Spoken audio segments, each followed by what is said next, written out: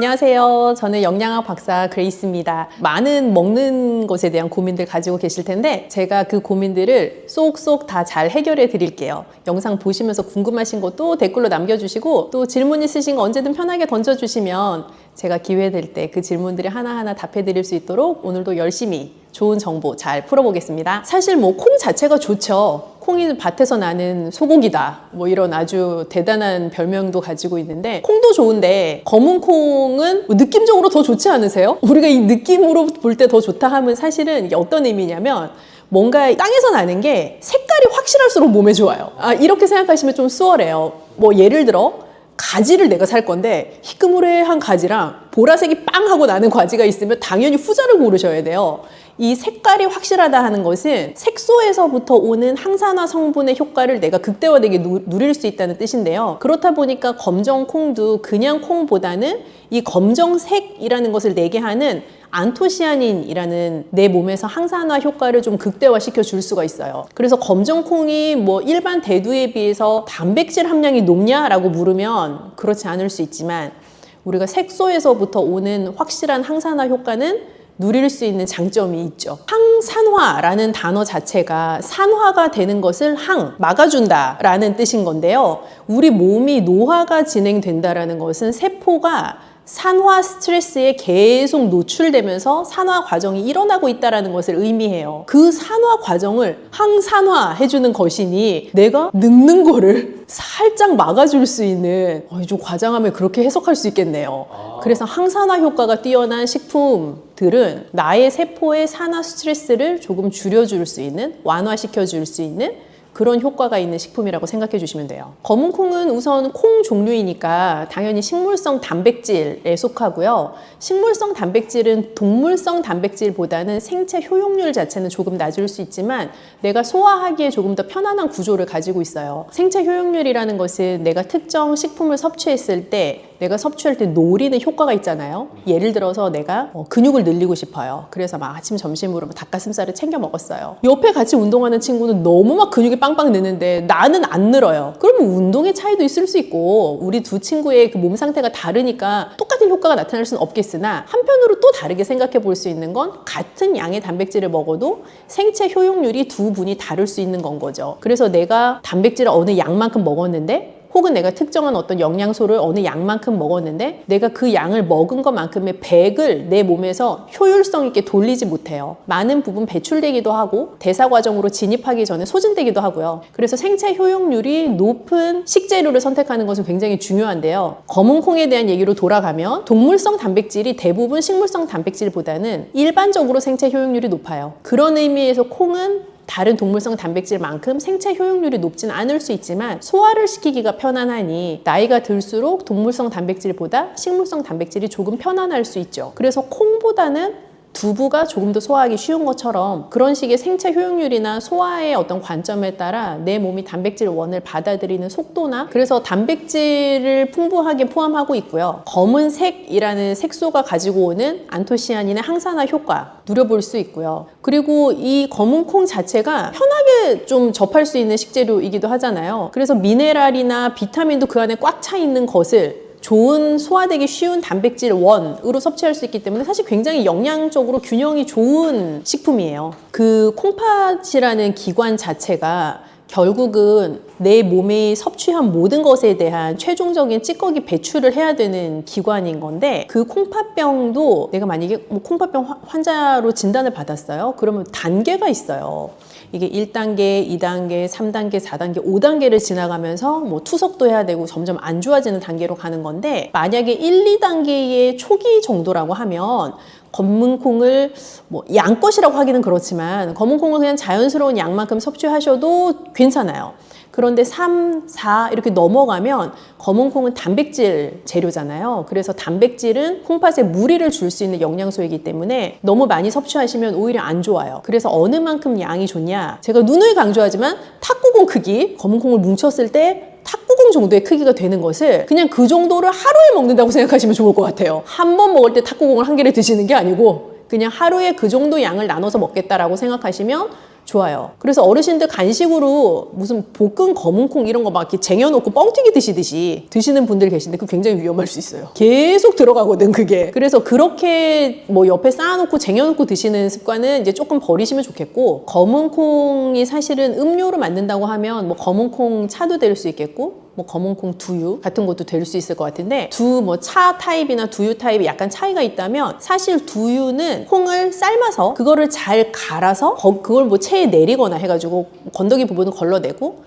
먹는 거예요. 근데 차는 우려서 먹는 거기 때문에 사실 콩 자체에 어떤 알갱이를 섭취하게 될 일은 별로 없잖아요. 그런 부분에서 약간 뭐 점도도 다르고 가지고 있는 영양소도 다른데, 콩밥병이 심하시면 저는 오히려 검은콩 두유보다 차 타입을 더 추천드리고 싶어요. 색소에서부터 오는 효과는 차 타입도 그대로 가져갈 수 있는데, 두유 타입은 굉장히 농축적으로 단백질을 많이 먹을 수 있게 되는 드링크이기도 하고, 한편으로 시중에서 파는 두유들은 알게 모르게 소금도 꽤 많이 첨가가 되어 있고 설탕이나 달게 하는 재료들도 많이 첨가가 되어 있는 경우가 많아요. 그래서 집에서 두유를 만들어 드시면 시중에 파는 두유와 전혀 맛이 다른 아주 밍밍한 두유가 되는데, 그 이유가 집에서 소금 설탕 안 넣고 만들면 사실 그게 원래 본연의 두유의 맛인 건데 시중 두유들은 아니잖아요. 입에 쫙쫙 달라붙거든요. 그래서 그런 두유보다는 오히려 검은콩 차가 신장질환 있으신 분들에게는 또 권할 만한 메뉴이기도 합니다. 신장병 환자는 특정한 어떤, 모든 식품이 그렇지만 특정한 무슨 단일 식품을 먹고 그 병에 나아보겠다라고 생각하는 건 그거 정말 다 오산이에요. 무슨 병에 걸렸는데 그거를 회복하고 낫게 하기 위해서 어떤 하나의 단일 식품만 강조하는 누군가가 있다면 그 사람 살짝 사기꾼이에요. 그래서 그렇게 의존하시면 애매한데요. 그 신장질환인 분에게 좋은 두유라고 한다면 제가 지금 잘 상상이 안 되는데 사실 결국 양이거든요. 그래서 신장병 환자에게 좋은 두유라고 해서 그 두유를 삼시세끼 먹고 간식으로도 먹고 막 이렇게 하면 정말 안 되고요. 그런 뭔가 좋은, 정말 잘 만들어진 양질의 아주 좋은 두유가 있다면 하루에 한 잔 정도 한 번에 다 후루룩 드시지 마시고 뭐 한 두세 번에 나누어서 그렇게 드시면 무리 없이 드실 수 있을 것 같아요. 사실은 이 콩 단백질이 소화가 잘 될 수 있는 단백질이긴 한데, 어떤 예민한 분들은 콩 먹고 나면 약간 배 아프다고 하시는 분들 계시거든요. 그래서 검정콩을 내가 영양학적인 효능이 있다고 하니 먹고는 싶은데 얘를 어떻게 소화가 잘 되게 먹느냐가 사실 핵심인 거예요. 그래서 검정콩을 밥에 넣어서 드시면 너무 좋은데 사실은 그렇게 먹고 배 아파요 하시는 분들은 콩을 따로 삶으세요. 그냥 검정콩 자체를 따로 잘 푹 삶아서 그거를 그냥 잘 소분해가지고 냉동실에 넣어 두시는 거예요. 그랬다가 그냥 흰쌀밥 할 때 그 냉동실에 잘 삶아서 소분해 놓은 검정콩을 꺼내서 얹어가지고 밥을 하면 그냥 흰쌀이랑 생 검정콩을 같이 밥을 하는 것보다 훨씬 좀 푹 무른 상태의 검정콩밥을 드실 수가 있고,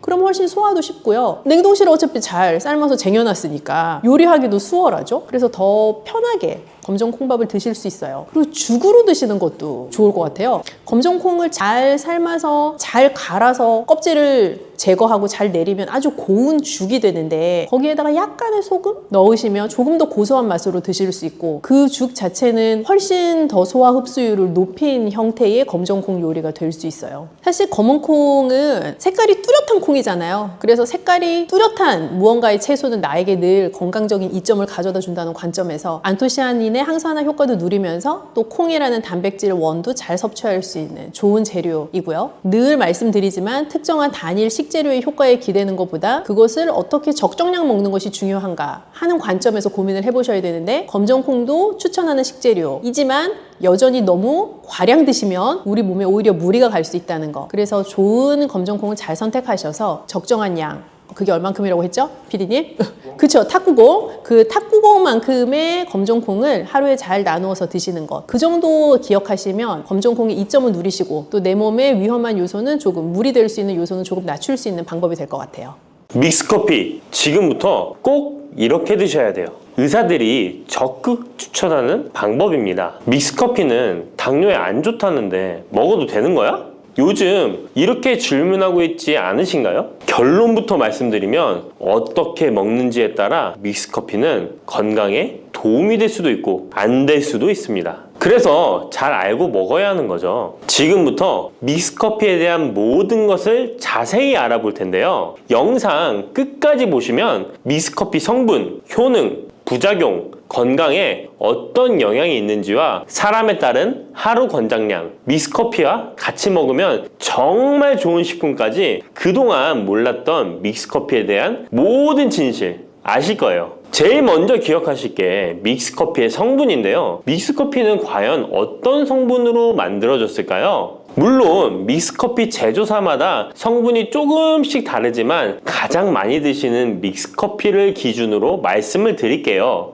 믹스커피 성분 첫 번째는 프림입니다. 프림의 원료는 코코넛의 속살인데요. 코코넛 과육에서 채취한 식물성 지방을 분말로 만들어서 믹스커피의 프림으로 사용하는 것입니다. 근데 이 프림이 지방이니까 몸에 안 좋고 콜레스테롤 수치를 높인다 하는 분들도 있고, 식물성 지방이라서 오히려 몸에 괜찮다 하는 분들도 있는데요. 어떤 게 맞는 걸까요? 정확히 말하자면 프림에 들어있는 지방은 코코넛에 추출한 식물성 지방이 맞긴 하지만 콜레스테롤을 대놓고 올리는 나쁜 포화지방이 맞습니다. 그런데 여기서 기억하셔야 할 것이 있는데요. 프림에 사용되는 주요 성분인 야자유는 중세지방산으로 일반적인 포화지방산과는 조금 다릅니다. 이 중세지방산은 일반적으로 체내에서 빠르게 흡수되어 에너지원으로 전환됩니다. 또한 일반적인 포화지방산과는 다르게 심혈관 건강에 악영향을 미치지 않고 소화에도 도움을 줄 수 있는 지방산이에요. 또한 믹스커피 프림에 들어있는 포화지방산은 그 양이 완전히 적다는 것입니다. 요플레 하나 정도에 들어가 있는 양이라고 할 수 있죠. 요플레는 건강을 위해 드시잖아요. 결국 믹스커피에는 몸에 안 좋은 포화지방산이 들어있지만 소량이라서 콜레스테롤 수치에 영향이 하루 한 잔 정도로는 매우 크게 좌지우지할 수 없다고 할 수 있습니다. 그리고 콜레스테롤에 대한 것도 잘 아셔야 하는데요. 우리가 식사하면서 섭취하는 콜레스테롤은 약 20%를 차지하고 나머지 80% 정도는 필요한 만큼 신체에서 자연적으로 합성됩니다. 그렇기 때문에 단순히 커피 한 잔 정도를 마신다고 해서 콜레스테롤 수치가 급격히 올라가거나 건강에 이상을 끼칠 정도의 영향을 주지는 않는다는 거죠. 믹스커피 성분 두 번째는 설탕입니다. 설탕은 당 성분으로 칼로리가 높아서 당연히 몸에 안 좋은 걸로 알고 계실 거예요. 더군다나 믹스커피에 들어있는 설탕은 정제 과정을 거친 백설탕이라 일반적인 설탕보다 흡수 속도가 어마어마하게 빠릅니다. 즉 믹스커피를 마신 후 만족감을 쉽게 느끼는 것은 그만큼 흡수율이 빠르기 때문인데요. 이 당이 소화 과정을 거치지 않고 곧바로 혈액에 녹아들게 됩니다. 왜 안 좋은지 아시겠죠? 근데 여기서 반전이 있어요. 믹스커피에는 설탕이 5g 정도밖에 안 들어있다는 건데요. 쉽게 설명하자면 우유 200ml 한 잔이 칼로리가 135칼로리 정도 되고요. 단순당 함량은 10g 정도 됩니다. 그리고 콜라 한 캔의 칼로리는 100칼로리 정도 되고 단순당 함량이 27g 정도 됩니다. 그리고 요구르트는 큰 거 말고 작은 요구르트도 칼로리가 45칼로리에 단순당 함량도 9g 정도 되는데요. 그렇다면 믹스커피 한 잔에 들어있는 칼로리는 얼마나 될까요? 믹스커피 한 잔에는 칼로리가 50칼로리 정도 들어있고요. 단순당은 6g 정도 들어있어요. 칼로리를 먼저 보자면 작은 요구르트 한 병 정도 수준인 거예요. 콜라랑 비교해봐도 콜라 절반 정도 수준이고 우유 200ml 한 잔하고 비교하면 3분의 1 정도 되는 거예요. 우유는 건강에 좋다고 드시는 경우가 많은데 칼로리로만 보면 믹스커피가 더 좋아 보이죠? 물론 칼로리만 비교할 수는 없겠죠. 그 다음에 단순당을 한번 비교해 볼게요. 단순당이 믹스커피 한 잔이 5g인데 작은 요구르트랑 비교해도 절반 정도 수준이고 콜라 한 캔이랑 비교하면 6분의 1 정도 수준이에요. 그리고 우유 200ml랑 비교해도 절반 수준인 거죠. 이렇게 비교하면 요구르트나 우유, 콜라 절대 먹지 말아야 하는 거 아니야? 이렇게 생각하실 수 있는데 그게 아니고요. 믹스커피가 그만큼 칼로리와 단순당이 생각하시는 것보다는 적다는 거예요. 칼로리와 단순당이 높으면 당연히 몸에 안 좋을 수 있는데 생각하시는 것처럼 믹스커피에 많지 않고 적응량이니 하루에 5잔, 6잔씩 매일 꾸준히 드시는 거 아니면 심각한 질환을 초래할 만큼 영향을 끼치지는 않습니다. 그러면 하루에 몇 잔까지 먹는 게 괜찮을까요? 일단 당뇨가 있거나 당이 높으신 분들은 하루 한 잔 정도가 적당한데요. 식후 3시간 정도 후에 드시는 걸 추천드립니다. 그리고 당 체크를 계속 하시니 당 수치가 높지 않으시면 2잔 정도까지 드셔도 괜찮으실 거예요. 당뇨가 없으신 일반인 분들은 하루에 2잔에서 3잔까지도 상관이 없으시고요. 그렇다고 이를 매일매일 드시는 것은 적은 양이라도 몸속에 쌓이기 때문에 그리 좋지는 않다는 거 다들 알고 계시죠? 그래도 건강을 위해 미리 예방하는 차원에서 식후 바로 드시지 마시고 2시간 정도 후에 드시면 좋습니다. 믹스커피의 성분 3번째는 커피에 들어있는 카페인입니다. 카페인에 대해 설명하기 전에 믹스커피도 일반 커피처럼 커피가 들어가 있기 때문에 커피 성분이 주는 효능이나 부작용도 나타날 수 있습니다. 먼저 커피의 효능을 보자면 커피의 효능 첫 번째, 암 예방 효과입니다. 미국 건강 매체 캔서 헬스에 따르면 ITPR3라는 물질은 대장암에서 간 전이에 기여하는 유전자의 발현을 유도해서 도미노 효과를 유발하는 물질인데 특별한 억제제는 아직 없지만 커피를 마시는 사람들에서 카페인이 이 ITPR3에 대한 억제 효과를 보인다는 것을 발표했고 카페인 섭취와 대장암 재발 및 사망률의 관계를 추적한 결과 하루 4잔 이상 커피를 마신 환자들이 전혀 마시지 않은 사람들에 비해 생존율이 현저히 향상된 것으로 규명된 바 있는 연구도 진행했었습니다. 이런 실험을 진행하면서 커피의 카페인에 대한 효능들이 지금까지 다양하게 연구되고 있는데요. 그렇다고 해서 커피를 무조건 많이 드시란 이야기는 아니고 또 믹스커피 자체가 이런 효능이 있다는 말도 아니에요. 커피에 카페인에 대한 몇 가지 실험을 이야기 드린 거고요. 그만큼 카페인에 대한 너무 부정적인 인식을 변화시켜 보시라고 말씀드리는 거예요. 커피의 효능 두 번째는 기억력 회복 효과입니다. 서울대 식품생명공학부 교수님께서 쥐의 인지 능력을 실험했는데요. 쥐를 물에 빠뜨린 뒤 안전한 장소에 도착하는 시간을 측정해 봤더니 평균 10초 정도 걸렸습니다. 그 쥐들에게 기억력을 손상시킬 수 있는 물질들을 투입하고 같은 실험을 했을 때 안전한 장소를 발견하는데 최대 40초가 걸렸습니다. 이 쥐들은 두 그룹으로 나눠 한 그룹은 하루에 3잔의 커피를, 다른 그룹은 6잔의 커피를 주입했습니다. 그 결과 하루 3잔의 커피를 준 쥐들은 20초로 빨라졌습니다. 그런데 하루 6잔을 주입한 쥐들은 거의 정상으로 돌아왔고 평균 10초 정도 걸렸습니다. 이런 결과에 따르면 커피가 기억력 회복에 확실히 도움이 되었다고 할 수 있는 실험도 있다고 간략히 소개해드리는데 참고로 이 실험에서는 일반 카페인 커피와 디카페인 커피 두 종류를 같이 실험했는데 거의 똑같은 효과를 보였습니다. 결론은 커피에 카페인이 없어도 커피에 들어있는 클로로겐산 등 각종 항산화제 성분 덕분에 기억력 회복 효과가 높아졌다는 것입니다. 정말 놀랍지 않나요? 나이가 들어가면 기억력이 안 좋아지고 인지 능력 장애가 오면서 더 나아가서는 치매가 올 수도 있는데 커피의 성분이 이런 질병을 예방할 수 있다니 너무 커피를 부정적인 시각으로 보시지 않아야겠죠? 그렇다고 남용하면 안 되시고 모든 사람에게서 동일한 실험 효과가 나타나는 것이 아니니 자신의 상태를 잘 알고 드셔야겠죠? 다만 카페인에 예민하신 분들은 믹스커피나 일반 카페인 커피를 드시면 잠을 잘 못 주무실 수도 있으니까 디카페인 커피를 추천드립니다. 그리고 역류성 식도염, 위염 같은 위장 질환이 있으신데 커피는 드시고 싶은 분들은 될 수 있으면 디카페인 커피를 드시면 되겠죠? 커피의 효능 세 번째는 혈당 조절 효과입니다. 전 세계적으로 대사증후군을 앓고 있는 사람이 10억 명이 훨씬 넘는다고 하는데요. 이처럼 많은 사람들이 모든 질병의 근원이라고 불리는 대사증후군을 가지고 있습니다. 최근의 연구들은 커피가 대사증후군의 발병 위험을 감소시킨다는 것을 보여주고 대사증후군의 발병 위험률을 감소시킨다는 것을 보여주고 있는데요. 커피에 대한 매우 흥미로운 연구 논문을 소개하겠습니다. 이 연구는 하루에 5잔의 카페인을 마신 사람들과 카페인이 없는 커피를 마신 사람들을 비교했습니다. 카페인 커피를 마시는 사람과 카페인 없는 커피를 마시는 사람은 커피를 마시지 않는 사람에 비해 당 섭취 2시간 후 혈당이 13.1%나 크게 떨어졌습니다.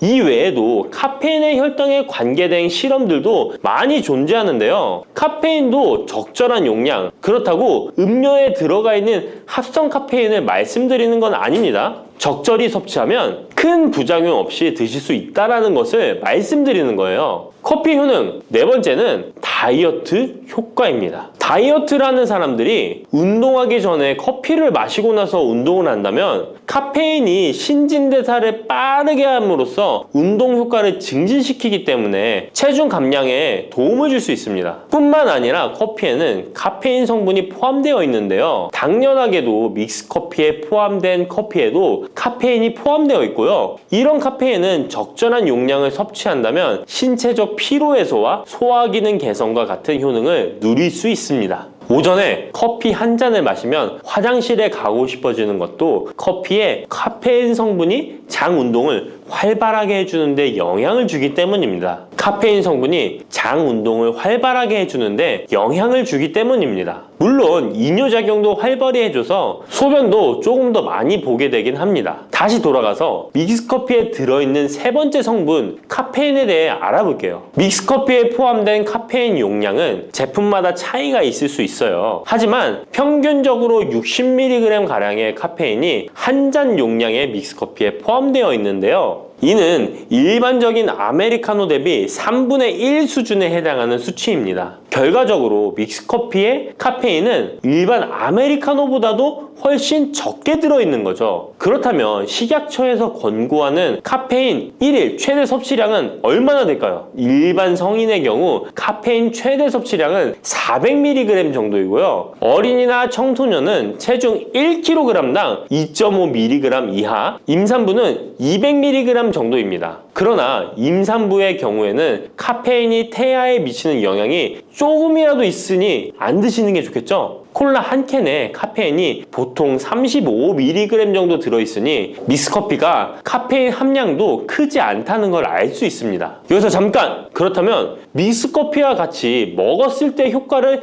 극대화시킬 수 있는 식품이 있을까요? 커피와 같이 먹으면 좋은 음식 첫 번째는 강황입니다. 노란 빛깔의 강황가루를 넣은 커피를 골든 라떼라고도 부르고 있습니다. 강황이 몸에 좋다는 사실이 알려지면서 이미 미국과 유럽 등 전 세계적으로 엄청난 인기를 끌고 있는 새로운 종류의 커피 중 하나인데요. 강황에 함유된 커큐민 성분에는 강력한 항염 효과를 지니고 있어서 체내의 염증 유발 물질을 억제하며 암세포가 발생하고 증식되는 위험을 낮춰줍니다. 또한 우울증을 완화하는 데도 도움이 되며 기억력을 개선하고 치매를 예방하는 등의 다양한 효능을 가지고 있습니다. 강황 커피는 커피 한 컵에 강황 한 티스푼을 넣어 마시면 좋은데요. 강황 속의 커큐민은 우리 몸에 굉장히 흡수되기 어려운 성질을 가지고 있습니다. 그래서 세계적으로 유명한 원료 기업들은 각 기업마다의 커큐민 흡수율을 높인 특허 원료를 만들어내곤 하는데 간단하게 흡수율을 높일 수 있는 방법이 있습니다. 바로 후추입니다. 미국 텍사스 주립대학에서 실시한 연구 결과 강황의 커큐민은 후추의 페페린과 만나면 흡수율이 2000%까지 높아지는 것으로 나타났습니다. 강황 커피에 후추를 아주 살짝 넣어 드시면 건강 개선 효능을 높일 수 있으며 만약 향이 강하다고 느껴지신다면 우유를 조금만 넣어 드셔도 아주 좋습니다. 믹스커피와 같이 먹으면 좋은 음식 두 번째는 계피입니다. 커피에 계피를 넣으면 아주 향긋한 커피를 즐길 수 있어요. 후추와 정향에 이어 세계 3대 향신료 중 하나인 계피는 이미 수천 년 동안 약재로 사용되어 왔으며 여러 연구를 통해 계피의 다양한 효능이 입증되어 왔습니다.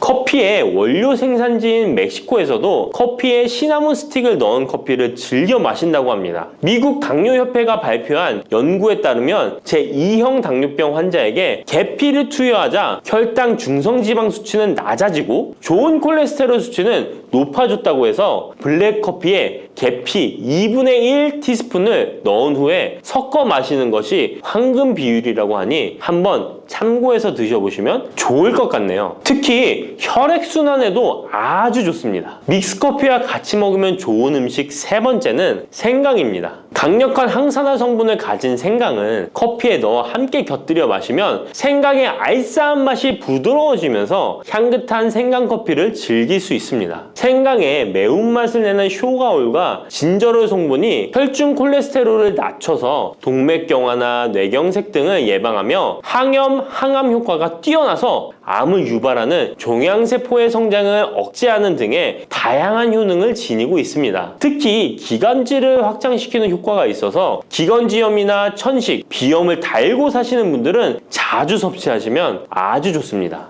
추가로 생강에는 디아스타제라는 단백질 분해 요소가 있어서 식후 커피에 생강가루를 넣어 마시면 장 운동을 촉진해 더부룩한 속을 해소하는 데에도 도움을 얻을 수 있습니다. 드시는 방법은 커피 한 컵에 생강가루 한 티스푼을 넣어 드시면 되고, 생강의 맛이 걱정되신다면 처음에는 조금씩 넣어서 서서히 맛을 익혀가는 것도 좋은 방법이라고 할 수 있습니다. 제가 말씀드린 방법이 무조건 믹스커피를 먹어라 먹지 말아라 하는 말은 아니고, 믹스커피에 대한 오해와 건강을 걱정하시는 분들께 어떤 식으로 먹으면 조금이나마 건강에 대한 걱정을 덜게 만들어 줄까 하는 의문에서 시작한 것이기 때문에 오해 말고 편안하게 들어주시면 좋겠습니다.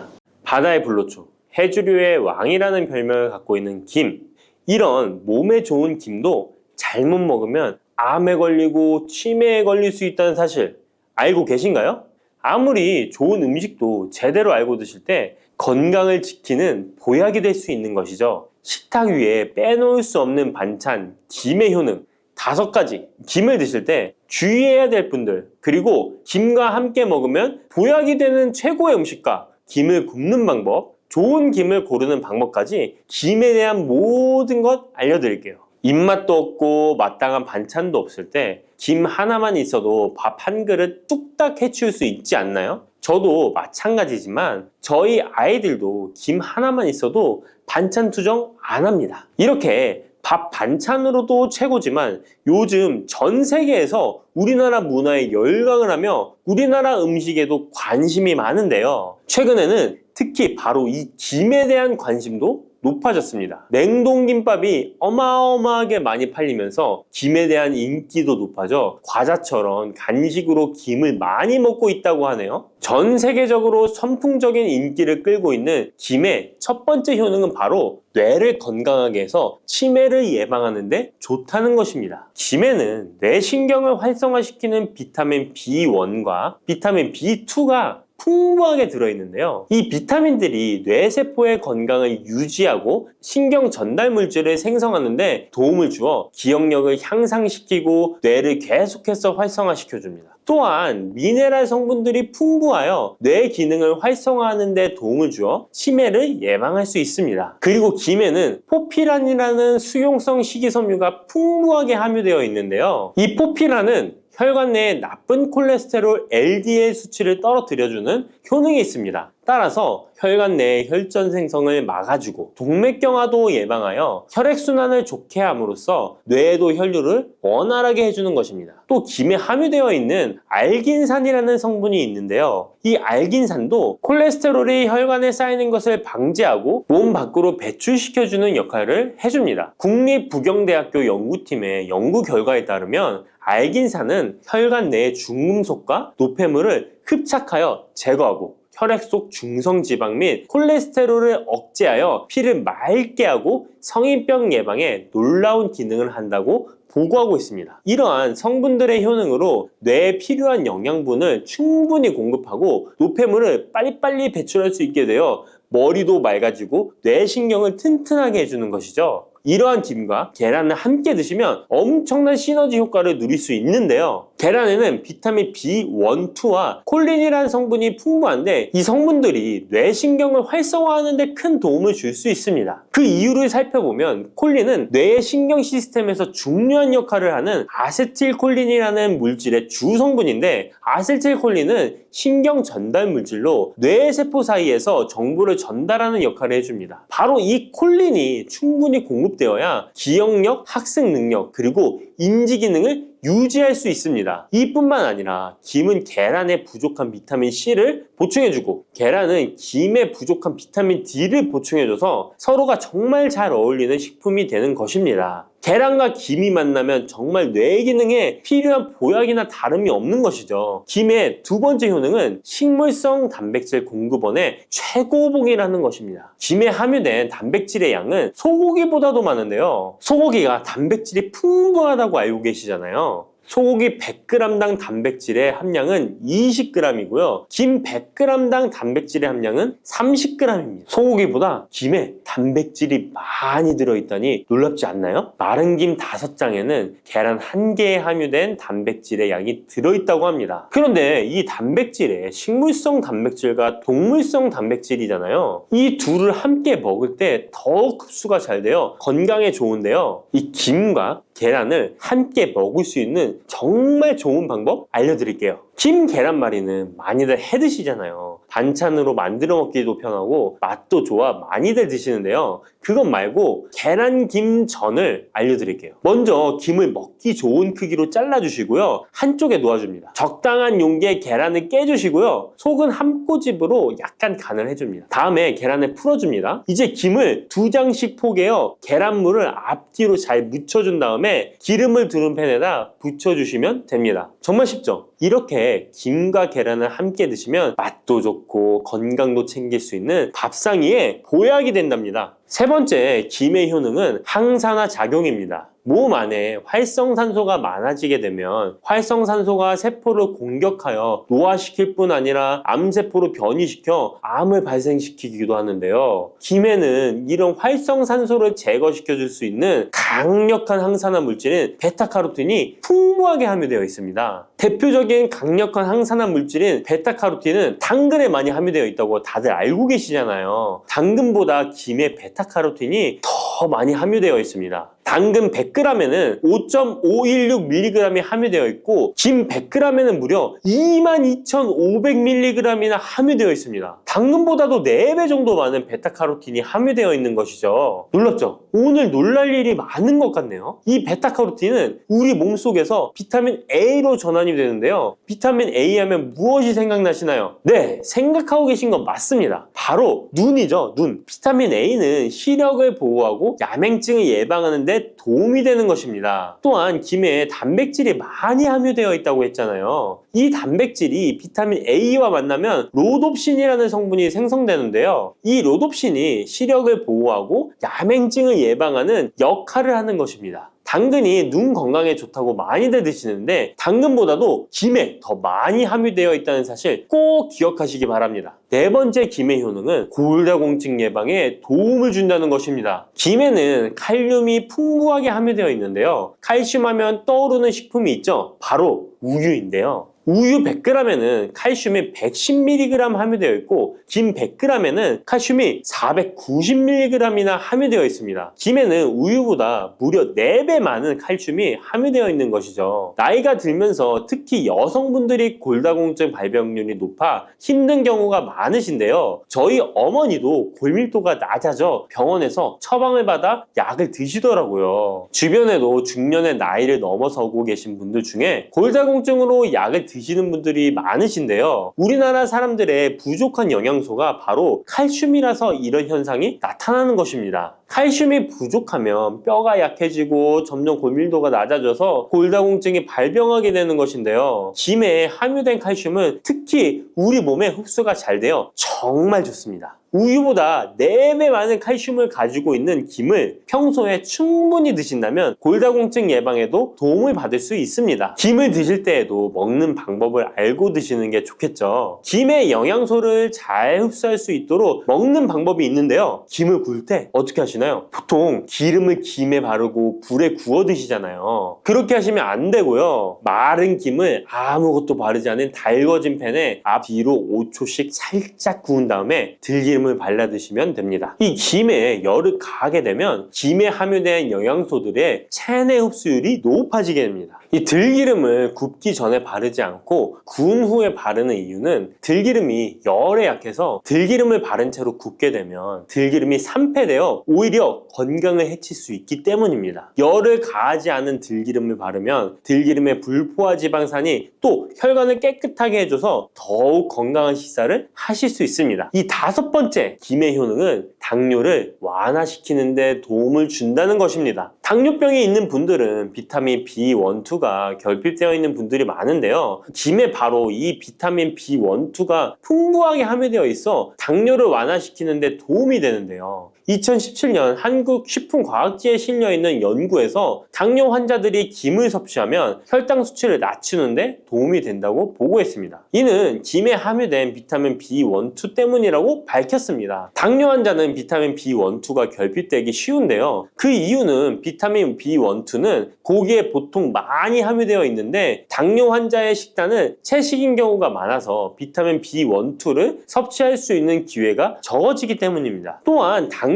환자에게 처방되는 메트포르민 계열의 성분들의 약물이 비타민 B1, 2의 흡수를 방해해 비타민 B1, 2가 결핍될 가능성은 더욱 높아집니다. 당뇨 환자들은 고혈당으로 인해 신경이 많이 손상이 되는데요. 이 때문에 손발끝이 저리거나 통증이 오는 신경합병증이 발생하게 됩니다. 이 증상을 완화시키고 신경이 손상되지 않도록 보호하는 역할을 비타민 B1, 2가 해주는 것입니다. 이런 이유로 당뇨 환자는 비타민 B1, 2의 섭취를 신경 써서 해주는 것이 좋지만 말씀드린 대로 육류 식단은 또 당뇨 환자의 식단에 잘 들어가 있지 않죠. 그래서 비타민 B1, 2가 풍부한 김을 섭취하는 것이 당뇨 환자에게 정말 좋은 대안이 되는 것입니다. 비타민 B1, 2의 하루 권장 섭취량은 2.4mg인데요. 이는 자르지 않은 김 한 장만 섭취해도 충분히 섭취할 수 있는 양입니다. 당뇨가 있는 분들이라면 오늘부터 식사하실 때 김을 꼭 드셔야겠죠? 다만 시중에 판매되는 조미김은 기름에 구워지고 그 기름이 산패될 가능성이 높아 오히려 건강에 해로울 수 있으니까 알려드린 대로 마른 김에 기름을 바르지 않고 달궈진 팬에 살짝 구워 드시기 바랍니다. 그런데 이렇게 평소에 많이 드시고 계신데 잘못 드시면 건강을 해칠 수도 있다는 사실 알고 계신가요? 특별히 갑상선이 약하신 분들은 김을 섭취하는데 주의하셔야겠습니다. 갑상선은 우리 몸에서 가장 중요한 내분기 기관 중 하나인데요. 갑상선은 목 부분 기관지 아래에 위치한 나비 모양의 내분비 기관입니다. 중요한 여러 기능을 하지만 그 중에서도 특별히 대사율을 조절하는 기능을 합니다. 갑상선에 T3, T4 호르몬을 분비하여 우리 몸의 에너지 소비와 체온 조절을 하는데 중요한 역할을 하는 것입니다. 그리고 갑상선 호르몬은 신경 시스템의 정상적인 기능을 유지하는데 꼭 필요한데요. 이 호르몬이 제대로 분비가 되지 않아 수치가 너무 높거나 낮게 되면 우울증, 불안 증세,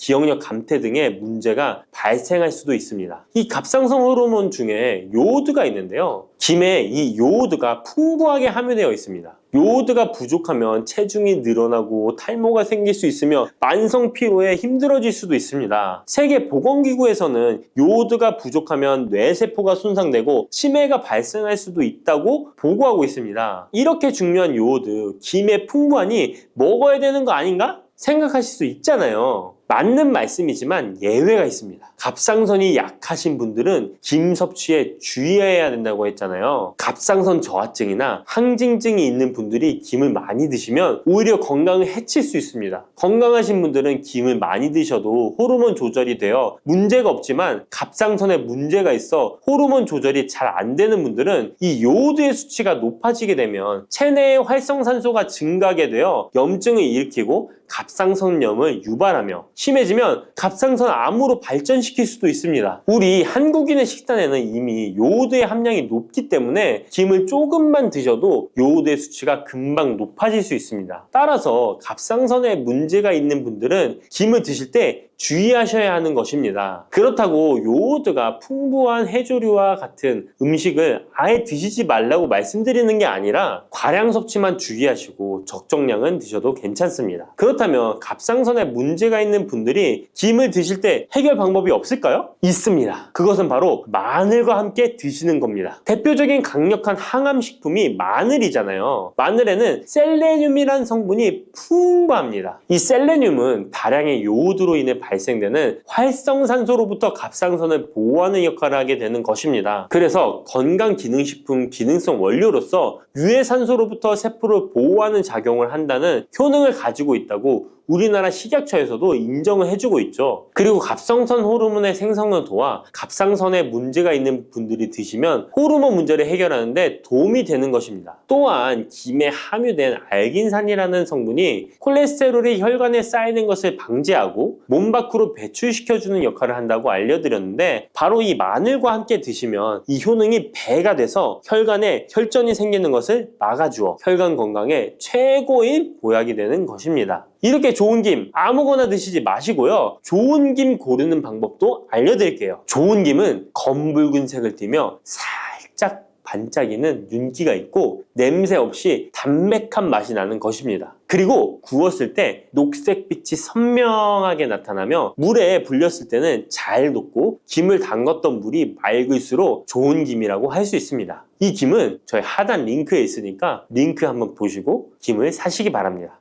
혈관 건강이 걱정이라면 바로 이것을 드셔야 합니다. 가지는 유독 우리나라 사람들에게 호불호가 강한 채소입니다. 좋아하는 분들도 있지만 특유의 물컹물컹한 식감 때문인지 싫어하는 분들도 참 많은데요. 건강에 좋다는 것은 들어봐서 알지만 어릴 때의 기억 때문에 선뜻 먹지 않게 되는 채소 중에 하나입니다. 하지만 가지는 반드시 먹어야 될 채소입니다. 가지는 미네랄과 식이섬유가 풍부하고 안토시아닌, 마그네슘 등의 여러 가지 영양소가 풍부해서 건강을 위해 반드시 섭취해야 될 채소인데요. 아무리 좋은 채소라도 먹는 방법에 따라 영양소를 잘 섭취할 수도 있고 건강에 오히려 독이 될 수도 있습니다. 지금부터 가지의 효능과 먹는 방법, 함께 먹으면 좋은 음식, 가지를 드실 때 주의사항까지 가지에 대한 모든 것 알려드리겠습니다. 짙은 보라색의 가지는 우리나라가 수출을 많이 하는데요. 가장 많이 수입하는 나라가 일본입니다. 일본은 가지를 여러 형태로 많이 먹는데요. 장아찌, 파스타, 구이, 찌개 등 여러 요리에 가지를 사용하고 있습니다. 2021년 기준으로 일본이 우리나라에서 수입한 가지가 6만 kg입니다. 일본이 우리나라의 가지를 정말 좋아하는데요. 반면에 우리나라 1인당 연간 가지의 섭취량은 100g이 채 되지 않는다고 합니다. 정말 안타까운 일인데요. 우리도 가지의 효능을 제대로 알고 섭취하면 건강 식생활에 도움이 되었으면 좋겠습니다. 우리도 가지의 효능을 제대로 알고 섭취하여 건강한 식생활에 도움이 되었으면 좋겠습니다. 첫 번째, 가지의 효능은 심혈관 질환을 예방하는 데 도움을 준다는 것입니다. 나이가 들수록 심혈관 질환으로 병원을 많이 가게 되는데요. 가지에는 칼륨이 풍부하여 심박수를 안정적으로 유지하는 데 도움을 주고 나트륨의 배출을 도와줘 혈압을 낮추는 데에도 효과가 있습니다. 가지에 풍부하게 함유된 폴라보노이드 성분은 나쁜 콜레스테롤인 LDL 수치를 낮추고 좋은 콜레스테롤인 HDL 수치를 높여주는 효능이 있습니다. 이런 효능들은 심혈관 질환을 예방하는 데 아주 중요한 것으로 많이 알려져 있습니다. 평소에 가지를 주기적으로 섭취하시면 심혈관 질환으로 병원에 갈 일을 조금 줄일 수 있겠죠. 두 번째, 가지의 효능은 염증을 억제하고 가라앉히는 데 도움이 된다는 것입니다. 옛날에는 민간요법으로 사마귀를 제거할 때 가지를 사용했을 정도로 염증 제거에 효능이 좋은데요. 특히 점막에 있는 염증에 효과가 좋은 것으로 알려져 있습니다. 우리 몸에 점막이라 하면 대표적으로 입안, 잇몸, 식도 등이 되겠고요. 위장, 대장 등 소화기관은 거의 모두 점막으로 되어 있습니다. 입으로 음식이 들어가서 항문으로 배출되기까지의 모든 곳이 점막인 건데요. 면역력이 떨어지거나 스트레스, 특정 음식으로 인한 지속적인 자극은 이런 점막에 염증을 일으키게 되는데요. 이런 염증을 억제하는 데 가지가 도움이 된다는 것이죠. 세 번째, 가지의 효능은 혈당을 조절하는 데 도움을 주는 것입니다. 가지의 풍부한 식이섬유는 우리가 섭취한 탄수화물과 지방의 흡수와 소화를 늦춰주는 역할을 하게 됩니다. 이런 작용으로 혈당을 낮추는 데 많은 도움을 줄 수 있는데요. 식이섬유는 당을 흡착하여 몸에 흡수되는 속도를 느려지게 해서 혈당이 급격히 올라갔다 급격히 떨어지는 혈당 스파이크 현상을 예방할 수 있고 저혈당도 방지하며 이런 효능으로 혈당을 일정하게 유지하는 데 도움을 줄 수 있습니다. 또한 가지의 풍부한 폴리페놀 성분과 천연 식물 화합물은 설탕의 흡수를 감소시켜주고 인슐린 분비를 증가시켜주어 혈당을 낮추는 데 도움을 주게 됩니다. 네 번째, 가지의 효능은 노화를 예방하는 데 도움을 준다는 것입니다.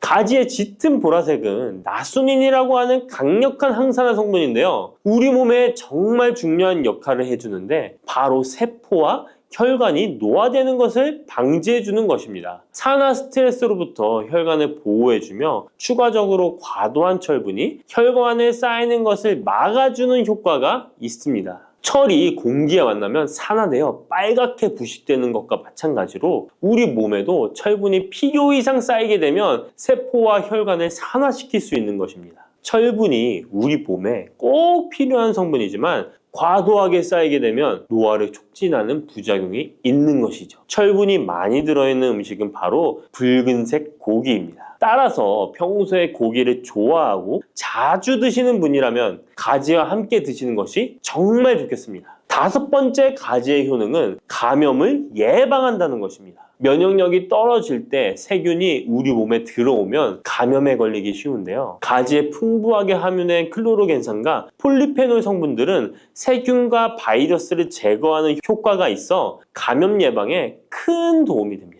이러한 효능은 가지의 껍질과 꼭지 부분에 특히 좋은 효능을 나타내는데요. 가지 꼭지는 보통 요리할 때 버리잖아요. 이제부터 가지 꼭지 버리지 마세요. 말려서 끓인 물로 가글을 하시면 천연 구강세정제 역할을 한다고 합니다. 꼭지에는 스코폴레틴이 풍부하게 함유되어 있는데 이 성분은 파이토케미컬의 일종으로 나쁜 균을 억제하는 데 탁월한 효능을 발휘합니다. 이런 효능으로 감염뿐 아니라 염증을 억제하는 데도 도움을 줍니다. 우리 입속에는 각종 세균이 셀 수 없을 정도로 많은데요. 이런 세균들은 충치, 치주염, 구내염 등을 발생시키는 주범이 됩니다. 나이가 들면서 치아나 잇몸의 건강이 좋지 않아 소금물로 가글을 하시는 분들도 있는데요. 소금은 삼투압 작용으로 잇몸의 붓기를 빼고 약간의 살균 작용을 하기도 하지만 염증 자체를 없애지는 못합니다. 그래서 가글을 하시려면 가지를 이용하시면 좋은데요. 말린 가지 꼭지를 15분에서 20분 정도로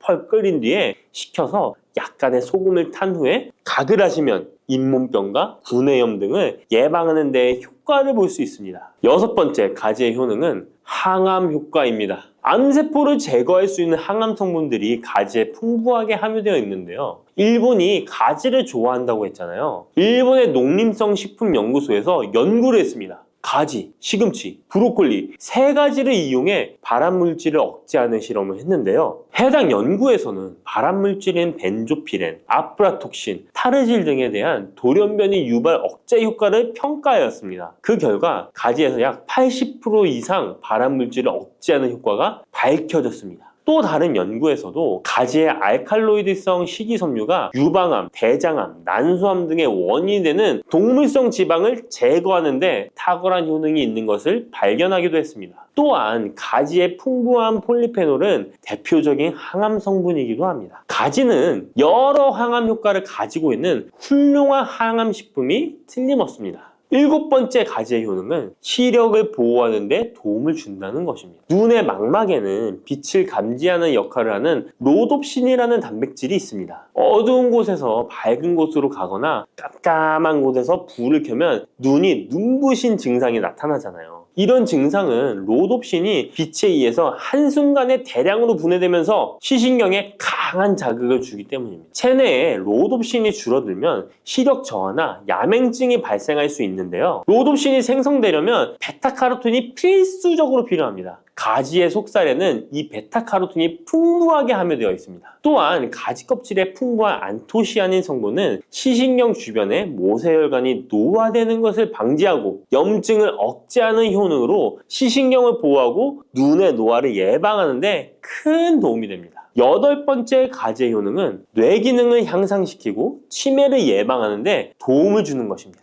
가지에는 비타민 B6, 엽산, 마그네슘 등의 영양소가 풍부하게 함유되어 있습니다. 이러한 영양소는 뇌 신경 전달 물질의 생성을 촉진하고 뇌의 기능을 향상시키는 효과가 있습니다. 또한 가지에 함유한 안토시아닌은 뇌의 노화를 방지하고 기억력을 향상시키는 효과가 있어 치매 예방에 도움이 됩니다. 이렇게 가지에는 뇌 기능 유지와 뇌 건강에도 좋은 효과를 나타냅니다. 9번째, 가지의 효능은 피로 회복에 도움을 준다는 것입니다. 가지에 함유된 비타민C, 칼슘, 마그네슘 등의 성분들이 체내의 대사를 촉진하고 에너지를 생성하는 데 도움을 줍니다. 체온 조절에 도움을 주며 가지에 함유된 스코폴레틴과 스코파론 성분은 근육의 신경 안정 및 경련을 완화시켜주는 효능이 있어 근육 피로 회복에 많은 도움을 줄 수 있습니다. 10번째, 가지에는 열을 내려주는 해열 작용이 있습니다. 가지는 차가운 성질을 갖고 있는 채소로 평소 몸에 열이 많은 사람의 체온을 다스려주는 효과가 있으며 감기로 인해 열이 오를 때에도 열을 내려주는 해열 효과가 있습니다. 가지에 클로로겐산 성분이 염증 매개 물질인 프로스타글란딘과 사이토카인의 생성을 억제하여 염증 반응으로 인한 발열을 완화할 수 있습니다. 이렇게 좋은 가지를 효과적으로 섭취하는 방법은 따로 있습니다.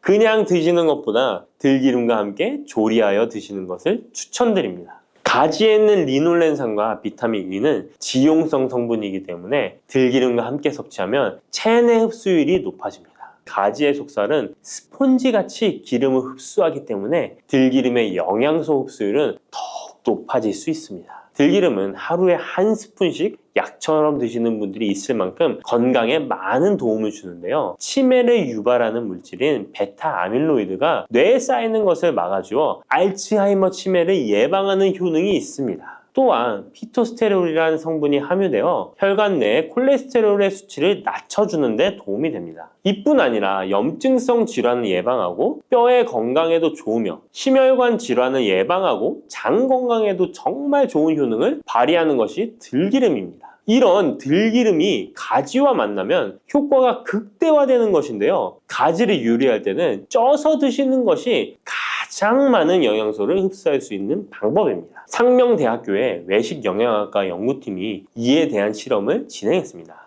가지 100g을 물에 넣어 삶는 방법, 찜기에 넣어 찌는 방법, 그리고 랩을 씌워 전자레인지에 돌리는 방법, 이렇게 3가지 방법으로 가지를 조리했습니다. 이때 가지의 항산화 성분인 클로로겐산의 함량이 어떻게 달라지는지 확인을 했는데요. 가지를 찜기에 넣고 쪘을 때 클로로겐산의 함량이 늘어났다고 합니다. 항산화 성분뿐만 아니라 칼슘도 가지를 쪘을 때 가장 많은 함량이 나왔다고 하는데요. 그런데 항상 쪄서만 드실 수는 없잖아요. 삶아서 드신다면 가지 삶은 물은 절대 버리지 말고 함께 드시길 바랍니다. 짙은 보라색의 가지 껍질에는 안토시아닌이 풍부한데요. 이 안토시아닌의 항산화 효과는 토마토의 3배, 그리고 브로콜리의 2배로 알려져 있습니다. 이 안토시아닌은 항산화 작용에도 강력하지만 스트레스를 완화하는 데에 도움을 주고 신체가 정상적인 기능을 회복하고 유지하는 데에도 도움을 주는 성분입니다. 신체가 정상적인 기능을 회복하고 유지하는 데에도 도움을 주는 성분입니다. 그런데 이 안토시아닌은 수용성 성분으로 물에 잘 녹아 나옵니다. 그래서 가지를 씻을 때는 너무 물에 오래 담가두지 마시고요. 가지를 삶아서 조리했다면 이 물에 안토시아닌이 풍부하게 함유되어 있기 때문에 이 가지 삶은 물을 차처럼 드셔도 되고 다른 요리할 때 채수로 사용하셔도 좋습니다. 이렇게 좋은 가지도 드실 때 주의하실 사항이 있습니다.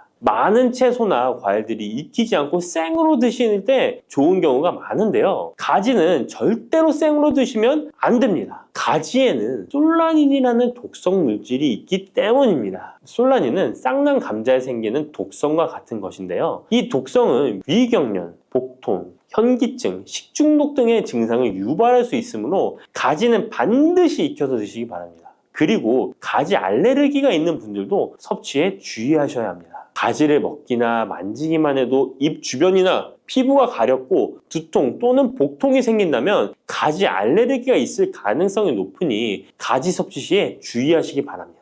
가지 알레르기가 아니더라도 아토피나 다른 알레르기 때문에 항히스타민제를 복용하고 있는 분들도 가지 섭취를 주의하시면 좋겠습니다. 마지막으로 가지는 찬 성질의 음식이기 때문에 체질 자체가 냉하여 몸에 냉증이 있는 분들은 가지를 다량 섭취하실 경우 위장에서 탈이 날 수 있으므로 섭취 시 주의하시기 바랍니다.